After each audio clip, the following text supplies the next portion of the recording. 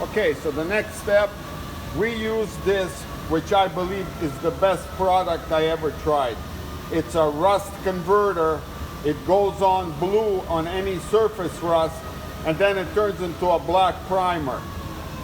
So let me show you all the spots where there were surface rust. The first step is to coat them, including, as you can see here, in the battery tray with this rust converter. And but first, of course, we ground down everything to bare metal because it has to have metal to go on.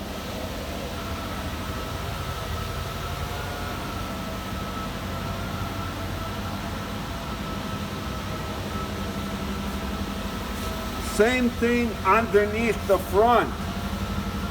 There's a bit of surface rust here. As you can see, it was coated, now it's black.